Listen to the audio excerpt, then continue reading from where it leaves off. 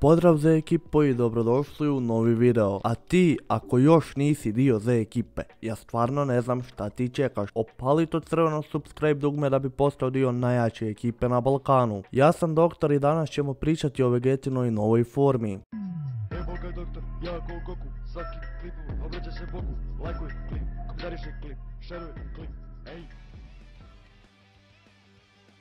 Da, znam da vas dosta ne gleda heroje jer su promotivni anime, ali desilo se nešto što mislim da je jako važno čak i za Super, jer imam neki osjećaj da heroji spojilaju Super. I da, znam kako to sada zvuči, ali ako poslušate ono što ću vam reći, vidjet ćete da ima smisla jer prije nego smo dobili prvi Ultra Instinct u mangi, zapravo je prikazan u herojima. Isto tako sad rade i sa Vegetom jer vjerujte mi imam taj onaj neki osjećaj, a moji osjećaji su uvijek točni, bar kad je u pitanju zmajeva kugla. Jer ne bi oni baš sad bez veze dali Vegeti novu formu taman kad je u mangi naučio Hakai. Tako da mislim da će uskoro i u mangi dobiti novu formu pošto će mu trebati. A i mislim da je konačno vrijeme da i Vegeta dobije neku formu jer Goku ima Ultra Instinct, tako da je to realno njemu dovoljno za pola animea više jer previše je OP, čak se i ne šalim kad to kažem. Vrijeme je da i Prince dobije šansu i novu formu, a to su heroji i uradili. Iako ne volim heroje previše, ispratim ih ponekad radi ovakvih stvari, jer te stvari se trebaju desiti u Superu. Ciljam sad na ovu novu transformaciju koju je Vegeta dobio, kojoj zapravo još ne znamo ime, tako da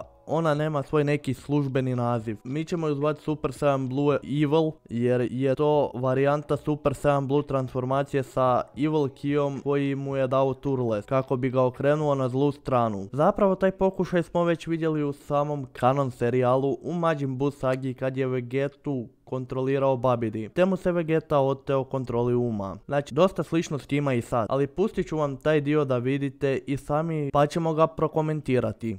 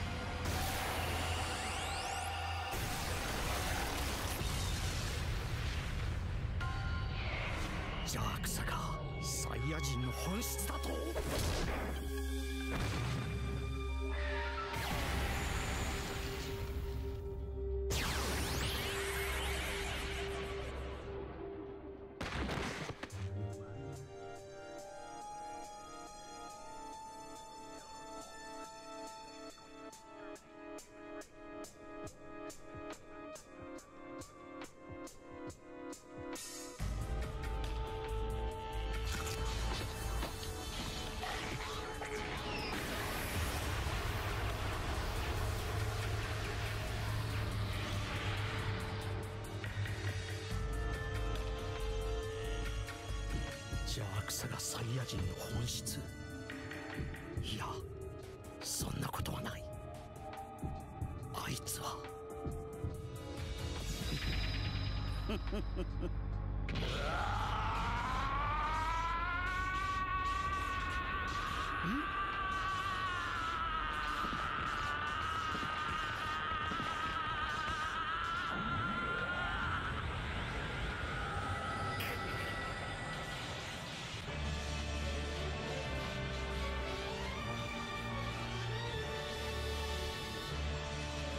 Kao što vidimo, Vegeta se prisjeća svih svojih stvari od Saiyan sage do Buu sage, te iako svi misle da je prava snaga Saiyana leži u njihovoj zloći, to zapravo nije istina. Prince nam otkriva kako nije važno da li si dobar ili loš, nego je samo važno da želiš ojačati i da pređeš svoj limit. I upravo je ova rečenica ključna za Super serijal. Nije važno da li si dobar ili loš, jer upravo je Hakai tehnika koju je Vegeta naučio, možemo reći, zla, jer uništava sve živo i briše sve iz postojanja, ali ne mogu sa 100% sigurnošću tvrditi da će dobiti transformaciju i odmah iduće poglavlje, ali sam siguran da će ju dobiti kroz par narednih poglavlja, jer Granola sigurno neće biti tako lak za pobijediti. Ipak on je najjači u svemiru, ili možda nije. Sa ovom transformacijom i Vegeta izgleda baš OP, baš kao i u Busagi ima ono crno oko očiju što mu zapravo predobro stoji, bar po meni. Mene zanima šta vi mislite, da li Vegeta treba dobiti neku sličnu transformaciju iz Zmajevoj kugli Super, koju će moći kombinirati sa svojom Blue formom ili ne. Hvala ti što si odgledao ovaj video do kraja. Ako ti se svidio ovaj video, ne zaboravi ga lajkati i podijeliti sa prijateljima koji vole Zmajevu kuglu, da video uđe u recommended svima, normalno. Ako želiš, pretplati se na kanal i stisni zvonce da bi prvi saznao sve novosti u vezi Zmajeve kugle, ili će vas Humber sve pretvoriti u prah. A mi se vidimo u idućem videu. Pozdrav!